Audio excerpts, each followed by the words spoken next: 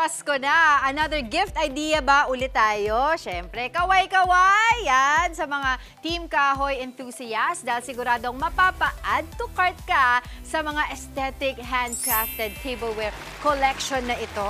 There you go. Nagawa po yan ng mga Kapampangan artisan. Kita tayo kasama ang owners ng Accent Woodcraft PH. Good morning po sa inyo, Rich at Christian. Good morning Good po. morning. Thank you sa pagsama sa amin ngayong umaga. Siyempre, ang malaking tanong dito, paano at kailan nagsimula itong inyong negosyo na Accent Woodcraft PH? Nag-start po siya talaga from this pandemic. Kasi di ba nagkaroon ng lockdown, so everybody is at home. Lahat online lang lahat. So dito din nagkaroon ng naging uso yung Team Kahoy. Oo, totoo. So, tapos yung mga aesthetic na pinupost sa Instagram kapag naghahain sa hapagkainan. So, ano-ano po ba itong mga ino-offer ng Accent Woodcraft PH?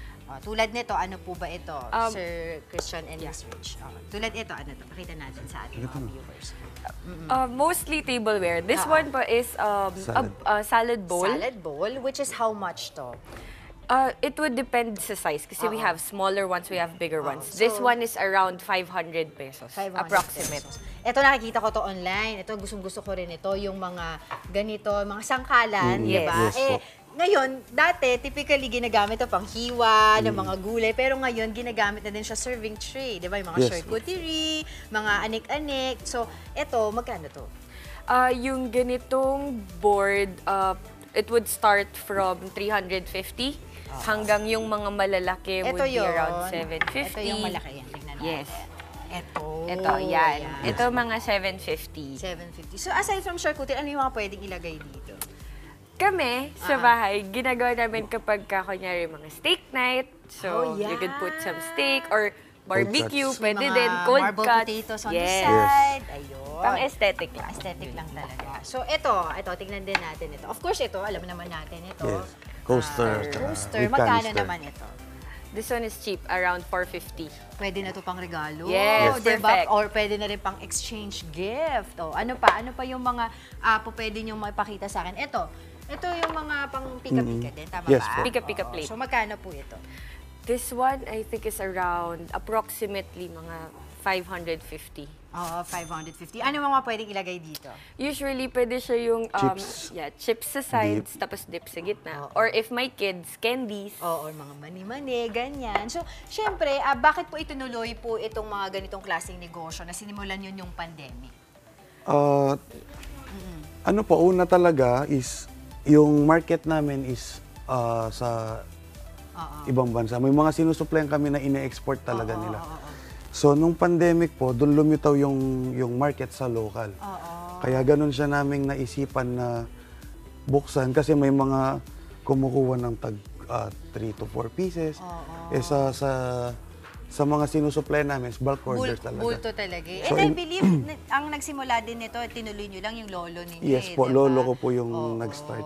So, magkano po ba yung naging puhunan ninyo when you guys started? At gaano po kabilis ninyo nakuha o nabawi yung inyong pinuhunan?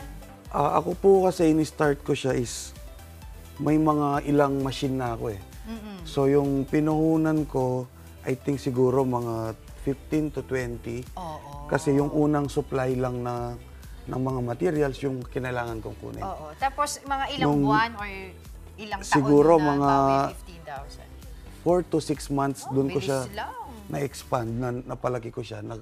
Nagdagdag ako ng mga machine para mas mapaganda pa namin at mas mapadami yung gawa. Ayun. So, Miss Rich naman, kasi syempre yung mga kababayan natin gusto din nila mag-start ng kanilang negosyo. Tapos gusto nila yung mga ganito kasi alam nila meron silang pwedeng pagbentahan, pero hindi nila kaya yung 15,000 kasi Yes, mabigat yun eh, di ba? So, I was wondering kung meron ba kayong starter kit o yung reseller's package na pwede nyo offer dun Usually sa mga po, meron kaming mga sinusuplayan tulad po nito na mga nag-engrave sila. Ayun, pakita natin. So, pakita personalize yung ginagawa nila. natin. Ito, ang bigat ha?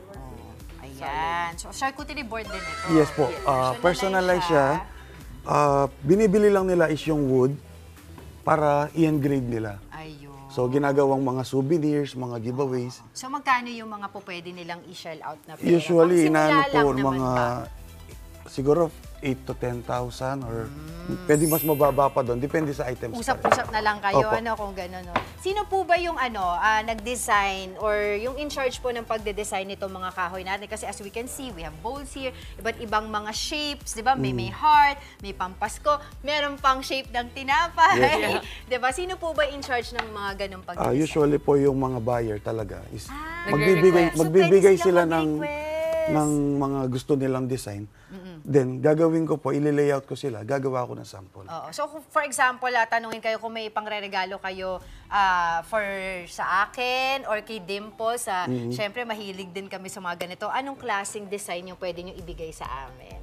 Siguro po yung mga, kung nasa kung mahilig sa pagluluto, usually kasi ginagamit Mami sa Dims lahat. magaling magluto. Siguro po itong mga salad bowl, mga serving Ako, trays. imamind ko na itong charcuterie board. Mahilig kasi ako mag-charcuterie. Hanggang Yan, arte-arte lang mga ako. usually po mga boards talaga yung nagugustuhan talaga. Ayun. So, pagdating naman po sa production, maramihan ba tayo o order basis lang talaga? Order basis. Order basis Order talaga basis siya. lang. So ngayon may tanong ako sa inyo, kasi syempre ito, kahoy. Paano ba pangalagaan? Kasi ako, may mga kahoy din ako ng mga ganito sa bahay. Pero minsan nakikita ko, inaamag, tapos nagfi-fade yung kulay niya. Paano ba natin ito lilinisin? Paano ba pag-maintain ng mga ganitong klaseng tableware? Essentially, di ba, when you use it, you have to wash it after. So, the best practice po is when you wash it, dry agad. Tapos air dry ulit. Kasi nagsisip through yung water. Pumapasok sa loob yung tubig, kaya nabubulok. Yeah. Yun yung nagkukos ng amag. Pwede bang gumamit ng mga dishwashing liquid dyan?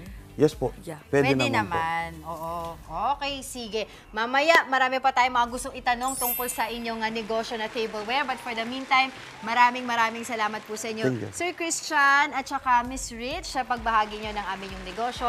At syempre, share nyo pa sa amin mamaya kung paano kayo kumita ng 6 digits kada buwan. Kasama pa rin po natin sina Rich at Christian ng Accent Woodcraft PH. Ayan, good morning once again. Good Ituro morning. niyo naman po sa amin paano ba kumita ng 6 digits kada buwan. Unang-una, ano ba yung marketing strategy ninyo? Kasi ngayon, may mga ilan din naman ako nakikita na nagtitinda ng mga something like this, di ba? Anong ginagawa niyo para naman kayo yung lumutang? Essentially po, pag malakihan kasi, and if you really want to have, di ba, pag malaki yung kita, kailangan malaki din talaga yung production.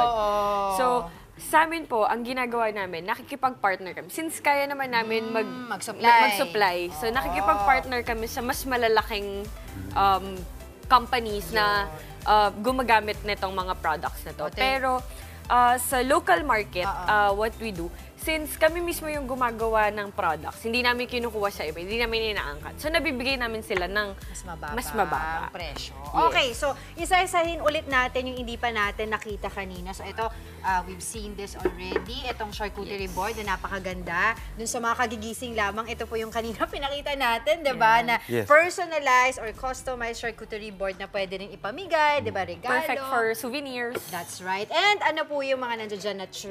Mga serving tray po na usually ginagamit nila sa mga pag-serve sa mga bread, sa mga restaurant. Magkano yung ganyan? This one is 560. 560. Meron kaming smaller, mas Ito manipis, yun. this one. Ito naman, Magkano? 470. Okay. Tapos itong mga to, itong mga Rice bowl. rice bowls to do? Yes po, Okay, rice so bowls. magkano naman to? In-sets nyo ba ito Pwedeng binibenta? in-sets, pwedeng per In-sets. piece. Okay, so magkano? Kapag ka nakaset siya, this one, yung apat na yan, is 250. Oh, not bad. Oo, 250 na. Lagyan mo lang ng ribbon to, 10 Merry Christmas. Ganon. Alright, so ano pa po ba yung gusto nyong ibigay na discarded tips dun sa ating mga kapatid na nanonood na ngayon na gusto rin magnegosyo? Siguro po for those na hindi kaya ng mga malalaking budget, malalaki agad, we offer reseller packages. So, pwede silang mag-choose ng anong items yung gusto, anong items yung kailangan. Tapos, pwede kaming mag-curate ng package for them. Discounted, of course, para syempre to help also the resellers who want to sell their product. Ay, perfect. So ngayon, paano nila man kayo makukontak para kayo ay makausap sa inyong reseller package idea? And of course, dun sa mga gusto rin umorder from you guys. We are on Facebook and Instagram. So that's Accent Woodcraft PH. So that's it. Mabilis naman kaming sumagot sa ganyan. So, just shoot up a message. So. Ayun. Maraming salamat sa inyo, Rich at Christian, sa pagbisita sa amin. Ito akin na. Mga kapatid, Dimples Romana po, kumpletuhin ang inyong umaga ng mga kwentong puno ng inspirasyon. Salubungin po ang bawat araw ng may ngiti at pag-asa. Kaya't mag-subscribe na po at mag-follow na sa aming social media pages ng News 5.